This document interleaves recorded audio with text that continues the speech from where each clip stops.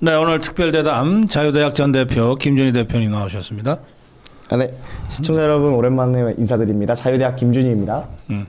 그리고 부산에서 주로 활동하시죠? 프리즘의 전은영 부대표 나오셨습니다. 안녕하십니까. 자유화혁신 부산시당 대변인이기도 합니다. 전은영입니다. 반갑습니다. 자유화혁신 부산시 시당 대변인입니다.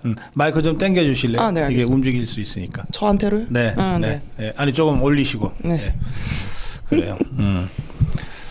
자유화혁신 부산시당 대변인. 네.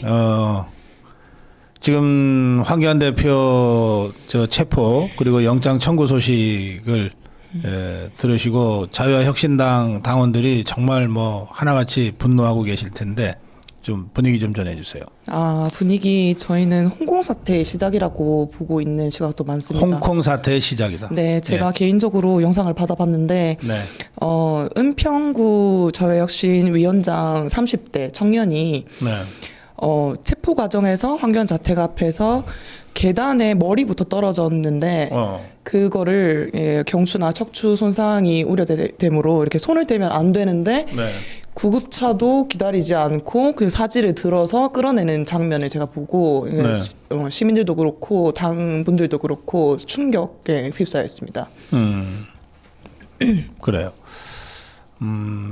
그 자유혁신당 앞으로 어떻게 움직일 계획이신가요? 그거는 아직 논의된 바가 없어가지고 제가 말씀드리기는 좀 어렵겠습니다. 알겠습니다. 지금 자유대학은 전 대표시지만 늘 자유대학 집회에 나가면 현장에서 만나게 되는데 우리 김준희 대표님 지금 자유대학은 어떻게 움직이고 있습니까? 지금 뭐 이따가 또 말씀을 좀 드릴 것 같은데 지금 안 그래도 얼마 전에 지금 자유대학에서 항상 부르고 있는 뭐 소위 짱북송이라고 하는 이 행진과에 대해서 네. 이게 중국을 모욕하는 것이다. 그리고 이거 모욕하게 계속해서 부르게 되면은 처벌받을 수 있다. 이런 식의 어떤 정부의 통보가 있었습니까? 예, 통보가 있어가지고 저희가 네. 계속해서 가처분 행정 소송도 걸고 있는데요. 네. 근데 저는 이거를 바라보면서 어떤 생각이 들었냐면 이게 제대로 된 정책이라면 이게 제대로 된 정책이려면은 이 중국 관련돼서 젊은 친구들이 반중 시위를 하면서 이런 노래까지 부르는구나. 그럼 왜 반중 사태가 일어나고 있는가? 보면은 이 상호주의에 입각하지 않은 상태에서 중국인들한테 지방선거권을 주고 그리고 이들이 우리 청년들과 자국민들이 살아야 할 집을 계속해서 사들이고 있어서 그래서 이게 반중 정서가 계속되고 있구나. 그러면 요거를 좀 규제하고 완화시켜야겠다는 그런 식의 정책이 나와야 되는데 지금 자국민을 상대로 이거 협박하는 거라는 생각밖에 들지 않아서 대학생들인데요, 심지어 이게 참 이 정책이 좀 제대로 된 건가 싶은 생각이 듭니다. 예. 제가 오늘 배유칠 변호사가 전한 윤석열 대통령의 그 옥중 메시지를 이제 읽어드렸는데요. 거기도 청년들에 대한 특별한 언급이 있잖아요. 윤석열 대통령 생각하면 어떤 생각도 있으세요? 이게 예전에 저는 또 그 대통령님 관저 앞에서 나오실 적에 이렇게 안았던 인원 중에 한 명이었는데 그때가 윤석열 대통령과 직접 만난 처음. 네, 처음 직접 만나 뵙고 처음이자 마지막으로 직접 만나 뵌 네. 순간이었습니다. 이제 저는 뭐 그전에도 물론 뭔가 결의를 다지는 것도 있었지만 당시에 제 영상을 보고 느꼈던 거는 좀 주먹을 꽉 쥔 상태였거든요. 네. 보면은 대통령님을 보면서 이런 말씀 전해주시는 거 보면서 이것은 우리가 단순히 슬퍼하고 있는 것이 아니라 다시 한번 결의를 다지고 우리 보수 진영이 맞서 싸울 수 있는 그런 계기가 돼야겠다 이런 생각이 많이 들었습니다. 네. 윤석열 대통령님 생각하면은 저도 코끝이 찡해지는데요. 사실상 이렇게 되실 거를 알고 계엄을 하신 거잖아요. 그래서 이렇게 목숨까지 걸고 자신을 던져가면서 우리를 깨우려고 했던 그런 분을 이렇게 인권까지 침해해가면서 억압하고 있는 모습을 보니까는 정말 법이 사라졌다는 것이 체감이 됩니다. 그래요. 조금 전에 우리 공화당의 조원진 대표도 대담 중에 이 청년들을 특별히 좀 강조했습니다. 그리고 이제 지난 10년을 암흑의 10년이라고 규정하면서 지난 10년 동안 하는 일 없이 호의호식했던 이른바 보수 진영의 정치인들 다 좀 물러가고 물갈이하자. 예, 그런 말씀을 사실은 평소에 지론이기도 한데 예, 시대 교체, 세대 교체 그런 말씀은 어떻습니까? 우리 청년들이 들으면 어떻게 생각이 드세요? 지금까지 국민의힘으로 대표되는 보수 정당이 이게 약간 조선시대 사대부 마인드로 이제 권력이 있으면 따라가기만 하는 예. 그리고 국민이 어디에 나가서 싸워도 그 정무 감각이 없어가지고 따라오지 않는 네. 그런 이미지가 있었습니다. 그런데 아하. 지금 장동현 대표와 그 장외투쟁하는 거 보면서 그래도 107석 가지고 조금은 감을 찾아서 이제 시민들이 있는 곳으로 나와줬다라고 생각은 하지만 네.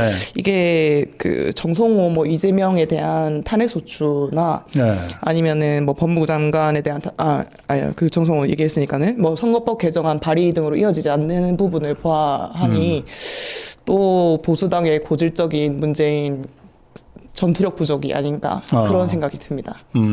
뭐 조금씩 변화가 있는 것 같기는 한데 아직은 한계가 많다. 네. 이렇게 평가하시는 거군요. 이제 조원진 대표님께서 말씀해 주신 걸 뭐 영상을 다시 돌려봐야지 자세히 알 수 있겠지만 저는 말씀해 주신 것이 뭐 세대 교체라는 것이 단순히 뭐 국민의힘의 어떤 이론들이 들어가서 기존의 뭐 여의도 정치계에서 했던 것처럼 어떤 라인을 서고 이런 것이 아니라 새로운 어떤 보수가 가져야 할 어떤 자세를 좀 재정립해야 되는 재정립해야 된다. 우리 청년 세대가 주체적으로 이런 생각이 드는데요. 그동안에 당연히 국민의힘에서 뭐 시장 경제, 뭐 안보 등등에 대해서 너무 잘 해 오셨지만, 우리가 집중하지 못했던 부분은 이게 보수의 가치는 무엇인가에 대해서 조금, 다루지 못한 부분이 많은 것 같습니다. 뭐 네. 민주당 애들 보면은 뭐 공산주의 정책이라든지 사회주의 정책과 같은 그런 가치 중심적으로 뭉쳤었는데, 이번 뭐 세대 교체이자 뭐 이번 장애투쟁 계속 해주시는 이걸 계기로 보수의 가치를 좀 더 재정립해 나가고 청년 세대와 좀 소통할 수 있는 그런 앞으로 그런 행보가 좀 보였으면 좋겠다라는 바람이 있습니다. 예. 그 뭔가 장동혁 체제 출범 후에 뭐 하여튼 변하려고 하는 움직임들은 이제 보이잖아요. 예. 그런데 아직 우리 자유파 국민들의 눈높이에까지는 오지 못했다. 되게 두 분이 다 그렇게 평가하시는 것 같으네요. 예, 맞습니다. 알겠습니다.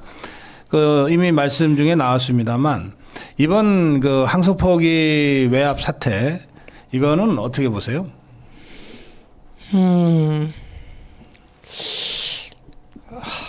먼저 그럼 먼저 말씀드리겠습니다. 일단 항소 포기를 보면서 조금 저는 솔직히 재밌었던 부분이 있습니다. 이게 그래요? 보면은 지금 항소 포기 외압 사태 이전에 네. 재판 중지법이라는 게 민주당 차원에서 발의가 하겠다, 추진하겠다 이런 얘기가 있었는데, 네. 요거는 정청래가 이재명 한방 매긴 거 아닌가 이런 생각이 들었어요. 이게 왜 그러냐면은 뭐 이게 황소포기 외압이라는 거는 워딩만 들었을 때 일반 국민들이 이게 뭐지 알기가 좀 어려운 그런 워딩이라고 생각을 하는데요. 네. 근데 이게 충분히 그렇다는 지금 황소포기 외압 사태가 들어갔다는 것은 충분히 이슈화가 되지 않은 상태에서 이재명의 재판을 중지시킬 수 있었다는 얘기거든요. 예. 근데 민주당에서 자체적으로 재판 중지법이라는 워딩을 써가면서까지 했다가 대통령실에서는 또 이거를 뭐 그런 거 하지 마라 이런 식의 워딩이 나왔는데 이거 민주당의 상태도 심상치 않다. 얘네들도 분열의 시작이 된 건 아닌가 이렇게 보고 있습니다. 그리고 조금 덧붙이자면 네. 이제 제가 성함이 잘 기억 안 나는데 검찰총장 노만석이. 네, 노만석 권한대행께서 이번에 사퇴 의사를 밝히셨는데 지금 청년들이 가장 분노하고 있는 부분은 책임지지 않는 것들이거든요. 네. 이게 황송포기 외압에 대해서 제대로 해명조차 없는 상태에서 이게 사퇴 의사까지 밝힌다? 이거는 분노를 할 수밖에 없는 그런 상황인 것 같습니다. 알겠어요. 예. 지금 항소 포기를 외압을 넣은 것에 대해서 이래도 되겠지라고 안일하게 생각하고 그 재판 중지법에 대해서 막말로 깐 걸로 생각이 되는데 저는 이거를 이제 7,800억 추징금을 이렇게 환수하는 데에 뭐 방점을 찍을 것이 아니라 이것은 헌정 질서의 완전한 파괴를 시사한다고 생각합니다. 네. 네, 그래서 이게 탄핵 또 될 만한 사유라고 생각하고요. 그리고 조금 기대하는 것은 이게 정청래파와 또 이재명파가 또 좀 내분이 일어나가지고 네. 좀 우리가 득을 볼 수 있지 않을까 이런 기대도 조금 하고는 있습니다. 알겠습니다. 이 두 분이 다 말씀하셨는데 지금 중국 것들이 계속해서 이 쉐쉐거리는 이재명한테다가 압력을 넣어서 그런지 갑자기 중국이나 중국인 모욕하면 징역 5년 보내겠다는 더불어민주당의 입법이 발의가 됐어요. 직접 우리 자유대학을 겨냥한 것 같은데요. 예, 저도 원래 물론 이 법이 발의되기 이전부터 계속해서 어떤 뭐 제한 통고라든지 혹은 이게 뭐 이재명 대통령은 또 직접 얘기했죠. 이게 깽판이라는 워딩을 써가면서까지 얘기했는데 이거 얘기하기 바로 전날에 그 주한 중국 대사인 다이빙 대사가 자가 있어요. 이거 좀 제재를 해야 되는 거 아니냐라는 얘기를 하고 나서 이재명이 다음 날에 그런 얘기를 했단 말이죠. 근데 이거 보면은 이게 내정 간섭 아닙니까? 지금 계속해서 쟤네들이 주장하는 게 미국 내정 간섭 하지 마라 뭐 이런 얘기도 하고 있는데 이게 진정한 내정 간섭이죠. 중국 대사가 얘기했다고 한 나라의 대통령이 그걸 바로 다음 날에 깽판 자국민들이 얘기하는 표현의 자유를 깽판이라는 식으로 표현을 한다는 것은 이것은 중국의 거의 뭐 식민지 된 것도 아니고 이거 정말 자존심 상한 일 아닌가 이런 생각이 듭니다. 글쎄 이런 질문을 제가 드리게 되는 게 조금 좀 죄송하긴 한데 이것들이 입법하겠다 그러면은 입법을 하잖아요. 예, 맞습니다. 그리고 이재명이가 두드리면 공표가 되잖아요. 그러면 그 자유대학이 중국 관련해서 비판하면은 이제 바로 이 법을 적용해서 감옥 보내겠다는 건데 그래도 계속 하실 건가요? 아, 이게 물론이죠. 근데 이게 왜냐하면은 네. 자유대학뿐만이 아닙니다. 지금 SNS 상에서라든지 아니면은 뭐 겉으로 카카오톡 메시지만 봐도 네. 젊은 세대는 일단 기본적으로 반중이라는 정서를 가지고 있습니다. 그런데 이거를 다 일일이 처벌시키겠다? 이거는 국민을 상대로 뭐 그냥 싸우자는 거죠. 이거는 도저히 용납할 수 없는 부분이고 뭐 저희도 이렇게 계속해서 압력을 가하면은 이거는 겁주기라고 생각을 하거든요. 항상 우리끼리 얘기하는 게 이런 얘기가 나올 때마다 우린 좀 더 단단해지고 좀 더 뭐 요리조리 잘 피해 다니면서 잘 할 수 있지 않을까. 그동안 해왔던 대로 그렇습니다. 네, 저는 좀 더 심각하게 보고 있는데요. 네. 저 헌법은 국민 주권을, 국제법은 국가 자결권을 보장합니다. 그런데 이렇게 그 내정 간섭을 한다는 것은 국가와 인종 등에 대한 완전한 파괴 혹은 부분적인 파괴를 의도한 행동인 제노사이드라고 저는 보고 있습니다.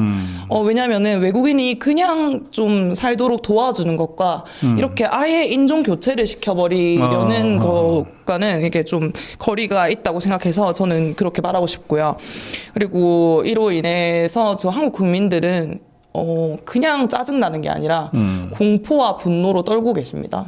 이제는 말도 못하는 것이 아닌가? 그렇죠. 네, 이제는 어떤 말도 하지 못하는 그런 시대가 오는 것이 아닌가? 네. 그런데 이 노래에 대해서 저희가 한번 다시 생각해 봐야 될 게 노래에 상처받으시는 것도 이해를 못하는 바는 아니지만 말싸움도 싸움의 일부라는 점에서 이렇게 좀 폭력 사태에 대한 스팀을 좀 빼주는 그런 역할도 있다. 이게 좀 스트레스를 풀어주고 그리고 우리가 뭐 자본이나 시간 같은 자본이 뭐 100년, 200년 있다면은 뭐 다 대화로 풀고 싶지만은 어떤 진영과도 네. 근데 압도적인 논리나 아니면은 부당한 혜택을 중국인 혹은 화교가 받는 것에 대해서 좀 부끄럽게 만드는 것으로 이게 서로의 싸움을 하지 않고 이길 수 있다면은 그것도 서로에 대한 상책이 아닌가 그런 생각도 듭니다. 그래요. 역시 우리 저 청년들하고 대화를 하다 보면 저도 이게 좀 기존의 틀이 있으니까 제가 생각하지 못하는 말씀들을 툭툭 하셔서 저는 재밌습니다. 영광입니다. 그래서 좀 엉뚱한 질문 하나 드릴게요. 젊은 청년들이 안정적인 직장을 다들 갖기를 원해서 공무원 시험을 많이 보시는 것 같아요, 그죠? 공무원 시켜줄게 대신에 네 휴대폰 나한테 맡겨라 그러면 할래요, 안 할래요? 저는 안 합니다. 당연히 안 하죠. 지금 75만 명 공무원을 상대로 지금 그 짓을 하겠다는 거거든요. 맞습니다. 이게 네. 중국 공산당 하는 거랑 뭐가 다른지 모르겠습니다. 이게 일일이 다 체크해 가면서 사상 검증하겠다는 거고 영장도 없이 하겠다는 네. 것처럼 보이고 있는데 이거에 과연 찬성할 대한민국 국민이 있을까요? 저는 절대 없을 거라고 생각을 하고 이거는 뭐 본인의 똥볼을 계속 차고 있는 거다. 네, 그렇게 생각을 합니다. 뭐 단호하시네. 내 휴대폰이 더 소중하다. 물론입니다. 저는 이거를 보면서 이제 뭐 당일 수개표도 없고 그리고 외국인 선거권 있으니까는 이제 막 나가자는 겁니다. 네, 이제 극좌 국민들의 민심마저도 생각하지 않는다. 네. 그래서 마트 노조 그 홈플러스 사태에 뭐 비견해가지고 좀 말씀드리자면은 이제는 그 문화대혁명 때처럼 홍위병이 역할을 다 했으니까 이제 버려지는 수순이다. 이제 좌파 국민도 버려진다. 그래서 노동자 없는 노조, 민주 없는 민주당, 이제 좌파 없는 좌파 국가로 들어선 게 아닌가 저는 그렇게 생각합니다. 그렇군요. 예, 마지막으로 이 청년들이 느끼는 그 일상 민생과 관련된 말씀 좀 듣고 싶은데요. 그 지금 뭐 제가 오늘도 전해드렸는데 30대에서 33만 명이 그냥 쉰다. 뭐 이런 상황입니다. 그러니까 청년들이 갈 만한 질 좋은 일자리는 뭐 아예 뭐 기대도 못하게 생겼고 뭐라도 하여튼 일자리가 지금 계속 줄어들고 있고 부동산 11호 부동산 테러 때문에 뭐 거의 청년들의 그 내 집 마련 꿈이 지금 포기당하고 있는 상황인 것 같고요.